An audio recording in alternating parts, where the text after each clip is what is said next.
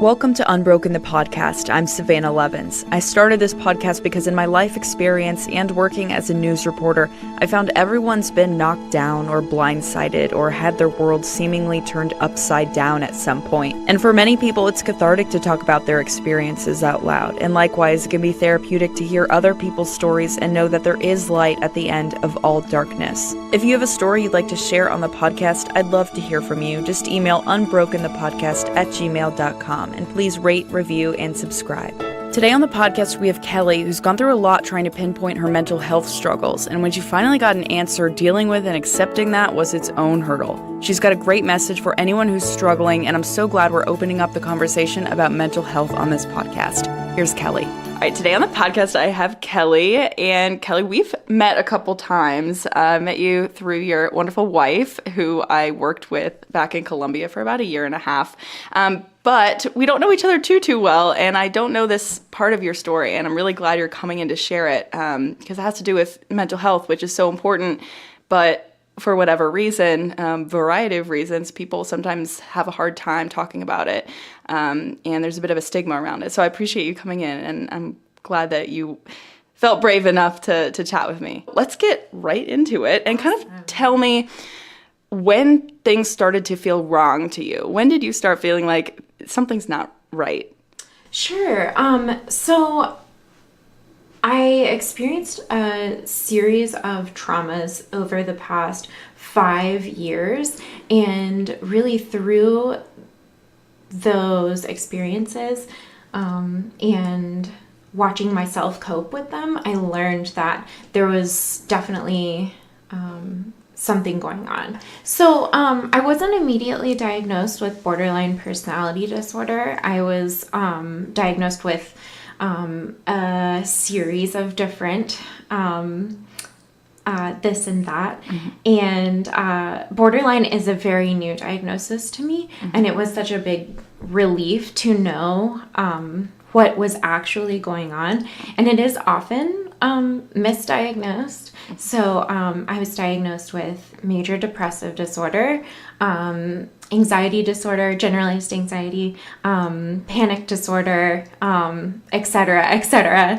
And that's not to say that I don't experience depression and anxiety. I do, but now I realize that there's symptoms of borderline and not individual issues. I first knew that I needed help from someone about 5 years ago when I was having a really hard time coping with some trauma that I experienced in my life, and it was a really big transitional period, and I experienced profound depression for the first time. And I say profound depression, what I mean by that is just crippling, could not get out of bed. It hurt my body. Mm-hmm. It took me to the darkest of places. And so at that point, it was obvious that I needed to see someone, and I needed some extra help because I just wasn't coping with everything that was going on. Did you know a lot about mental health disorders, about depression, about things like that before this point? No, that's a really good question. I did not.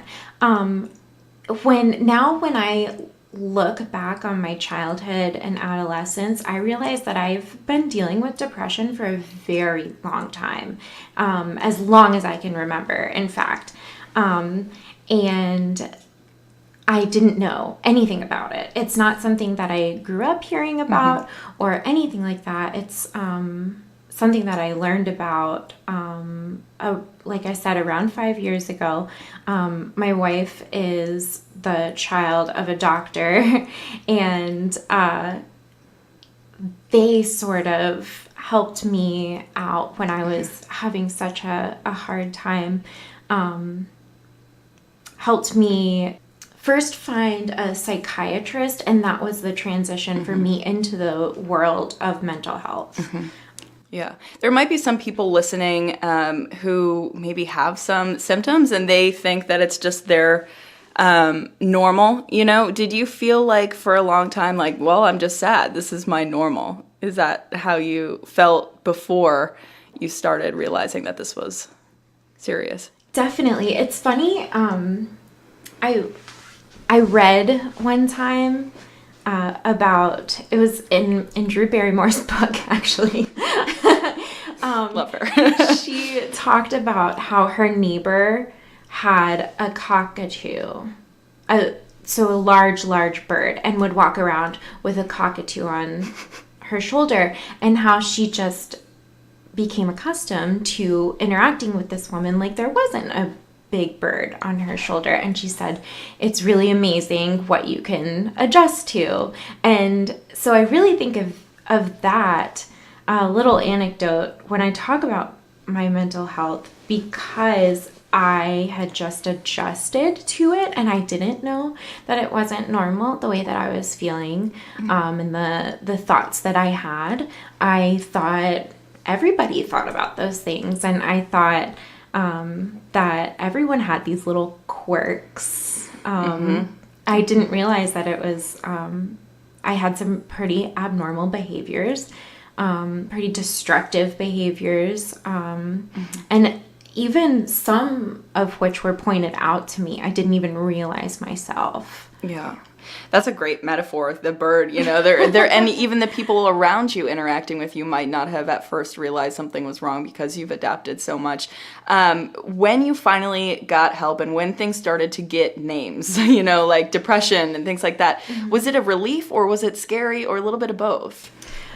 At first, very scary. Very scary.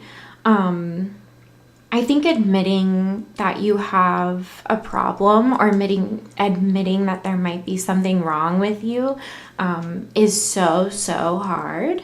And so it was very scary to ask for that help to begin with.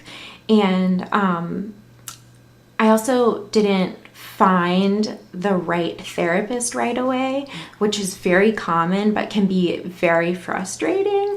And so taking the approach of try again, just keep going, has been really difficult at times. And so the first step, asking for help, was the biggest step, but not necessarily the scariest step. The scariest part of it for me has been the perseverance that it takes, is just to not give up, just not to throw my hands up and be like, whatever, that's enough. We'll just deal with this. To keep going and keep believing that there is the right help out there. And to outsiders, people might think, people who are not familiar with mental illnesses, mental health issues, they might think, well, once you get the diagnosis, you get a medication and it's fixed. That's how it works. But that's not how it works, right? Can you talk a little about just the daily struggles that you have? Sure. So borderline specifically is not curable by medication. It is something that people can overcome through usually a combination of medication and therapy. But some people never recover from it, and those people still can learn to cope with it and to lessen their symptoms of it. I personally am on medication for depression and anxiety, as well as a mood stabilizer. And I, for me, try to be as open about that as possible, because there is such a stigma around being medicated. And it can be very scary the first time that you are put on some sort of medication for mental stability. I know I was scared, and again, kind of like finding the right therapist, I had to find the right mix of combination of medications to make me feel better, to make me feel right on a day-to-day basis, to help me function how I want to be. And that has been another journey. And right now, am very happy with where I am on my medications and very happy with the therapy that I'm involved in. And I think that it is a testimony to finding what's right and not giving up. Yeah. So borderline personality disorder, this is a diagnosis you got how recently? Oh, less than a year ago. Okay. And could you talk to me a little bit about what led to that specific diagnosis and a little bit about what you've learned about it, what it is, etc.? Yes, definitely. Borderline personality disorder, I find it to be difficult to define. I found that too in my brief Google research. It's a lot of things, it seems like. Yes, it definitely is. It definitely is. And I was looking at the other names that they have for it on the way over here, and there's another name for it. I'm not sure. My guess is that this is an outdated term for it because I've never heard it called this before. But it seems that at one time it was called emotional intensity disorder. And I think that that is so much more descriptive of the experience than borderline personality disorder. It is a personality disorder. It does affect my personality, definitely. It doesn't define my personality, but it does affect my personality. So there are 9 possible symptoms of BPD, which is a lot, and for diagnosis, one needs to reach 5 of them, 5 of the 9 to be officially diagnosed, obviously by a professional with borderline personality disorder. And it's like if you would take a magnifying glass to all of your emotions. So everything that I feel is intensified. I tell my wife, think about how you feel when such and such happens, and then think of that feeling times 10. And that's how I feel in that situation, which I'm sure is really hard to imagine because you haven't experienced it before. So I do feel sad, and there's a big difference between sadness and depression. I do feel sad, and sometimes I feel depressed, and that is sadness so intensified. It is the lowest of the low, dark. But I also, all the way on the other side of the spectrum, experience extreme happiness, or extreme joy, excitement, which can translate into mania. And not everybody with BPD experiences mania. I do, not on a regular basis, but if I get really excited, and I don't mean like surprised excited, like really worked up, usually happy mixed with stressed, it can turn into mania, which in the moment feels absolutely euphoric and so like good. And if I was to look in the mirror, I would see a huge smile on my face, but kind of wild eyes. And that a person with borderline can go from that manic state to the depressive state in such a short amount of time, that it can be very startling to deal with. Yeah. I can't imagine. I mean, that must be such an unsettling feeling, not knowing how you're going to feel from one minute to the next. That must be a very scary feeling. Is that how you felt all the time? Borderline, it can be genetic, and people who have family members who are affected are more likely to have borderline or to develop borderline, but it can also be trauma induced.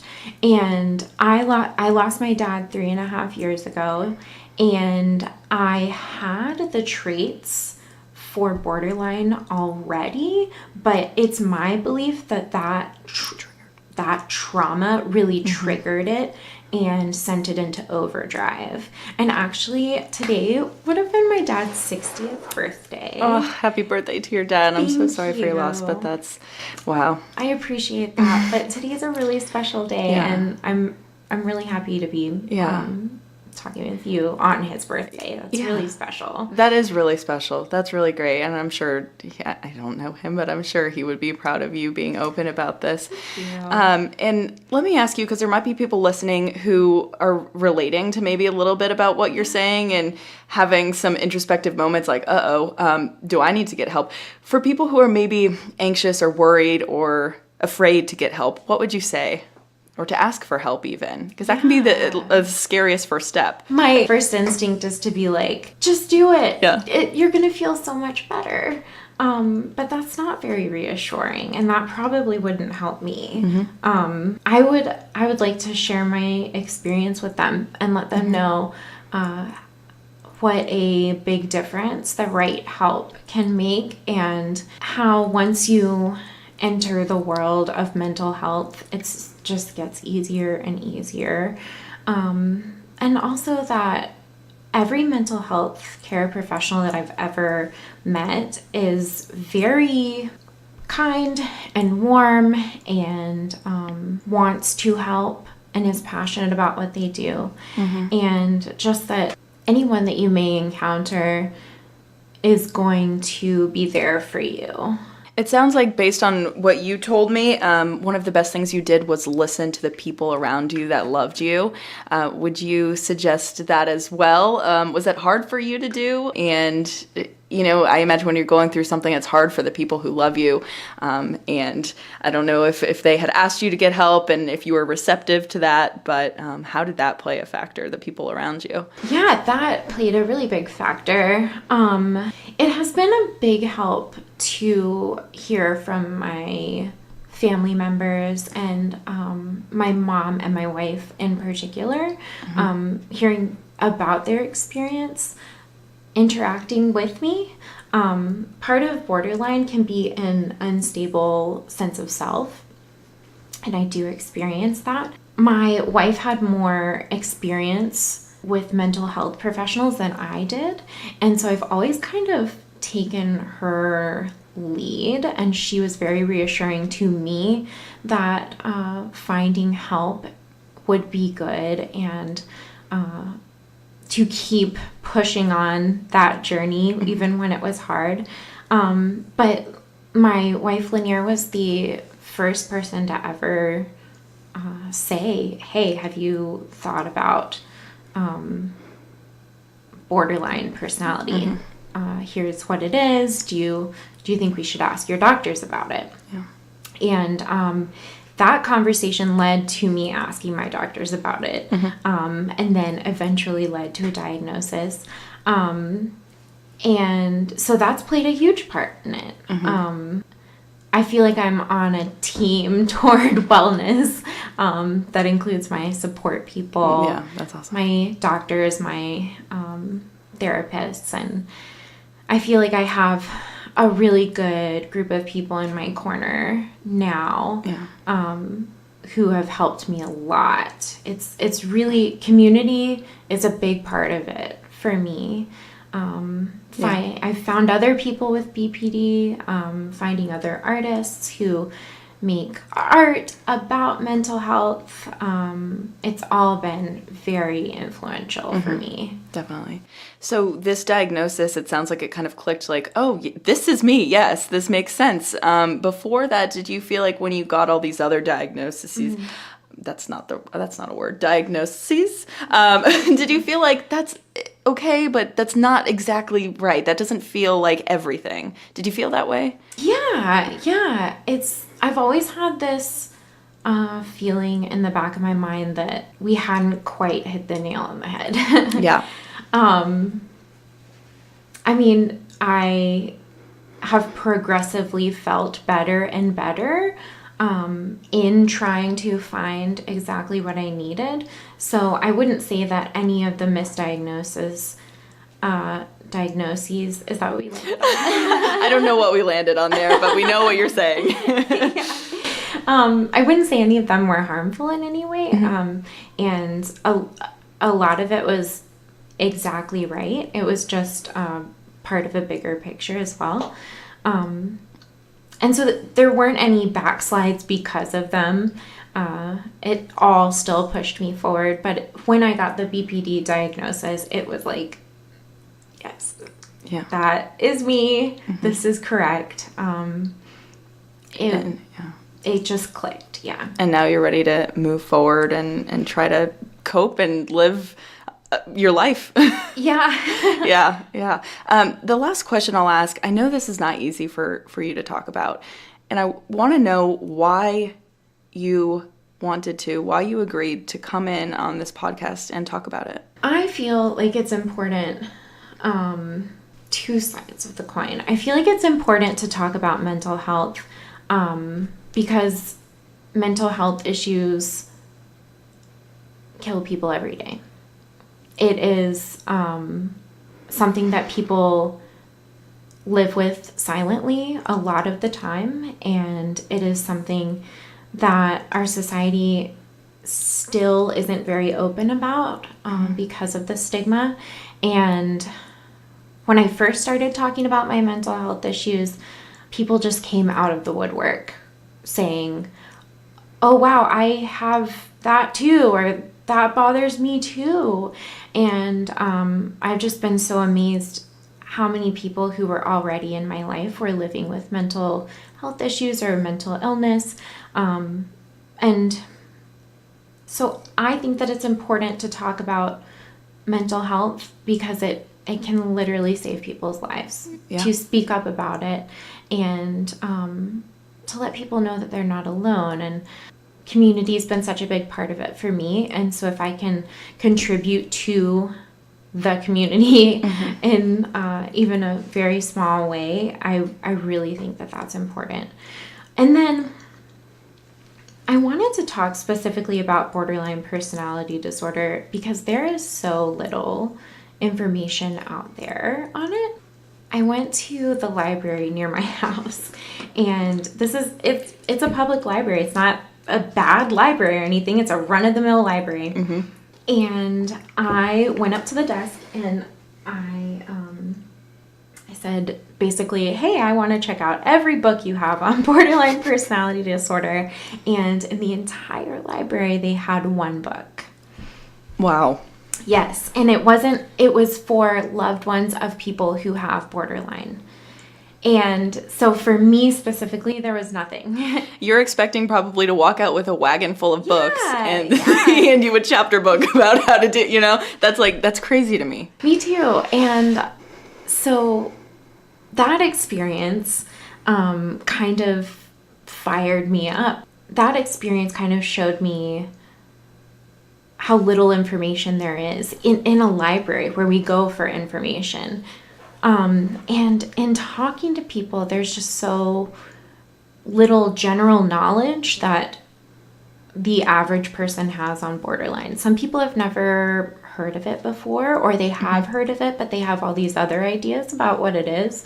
And I used to be one of them. I had heard of borderline, but I had all these ideas of what it was. And so just getting more information out there and humanizing the diagnosis is important to me.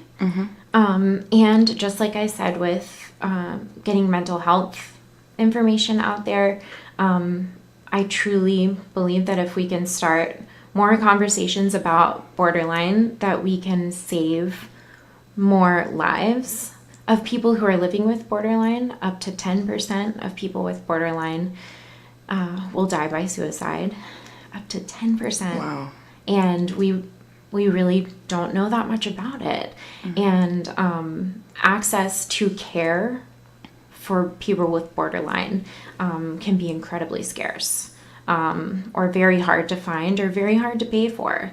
And I think that's a really big problem too. Yeah. And so the more we talk about mental health, and the more we talk about the things that we deal with, like for me, borderline personality disorder, the more normal it becomes, the more we can talk about it like it's just any other affliction. Yeah. Yeah. And I think that's such a good point. Even therapy, I think everyone should be in therapy. Me too. And it's like, I've had friends who have to stop going because they can't afford it. And you're right about the stigma. And another thing that you said that really spoke to me is you don't want people to feel like they're alone. And I think, now I'm like getting teary, I think there's nothing scarier for so many people than feeling like they're alone in something and alone in their darkness. So I think if there's one person listening who now feels like they're not, I think that's incredible. And I'm so glad that you came and shared this story. Is there anything else you want to add before we say goodbye? I would like to share the National Suicide Prevention Hotline phone number.